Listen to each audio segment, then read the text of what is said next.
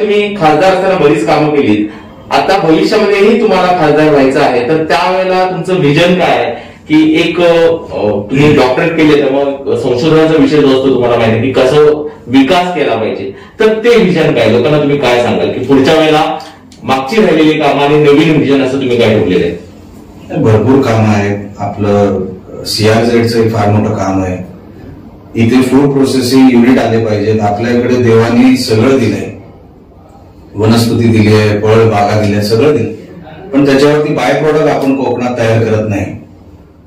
Food processing साठी मी प्रयत्न केले होते. जेव्हा शुभकांत साय हे जेव्हा फूड प्रोसेसिंग मिनिस्टर होते तेव्हा एक 1200 कोटीचा फूड पार्क आपल्या कोकणामध्ये यावा यासाठी मी प्रयत्न केले होते. कालांतराने त्याच्यानंतर पवार साहेब त्या खात्याचे मंत्री झाले आणि त्यांनी 1200 कोटीचा फूड पार्क त्या अमाऊंटचे 50-50 कोटीचे देशभरामध्ये फूड पार्क द्यायचा निर्णय घेतला.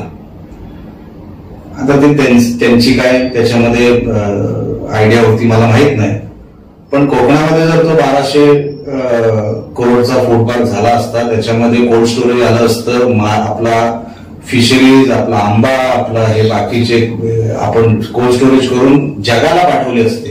पोर्ट आपले डेव्हलप झाले पाहिजे.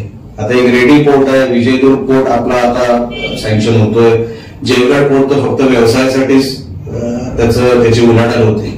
हे सगळे पोर्ट आणि हे तयार झालेले बाय प्रोडक्ट किंवा काही प्रमाणात मायनिंग सुद्धा आपण जगाला पाठवले पाहिजे.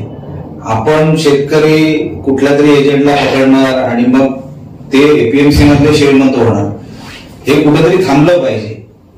ह्याच्यासाठी माझे प्रयत्न पहिलेही राहिले, आताही राहतील आणि पुढे जेव्हा काही संधी मिळेल तेव्हाही राहील.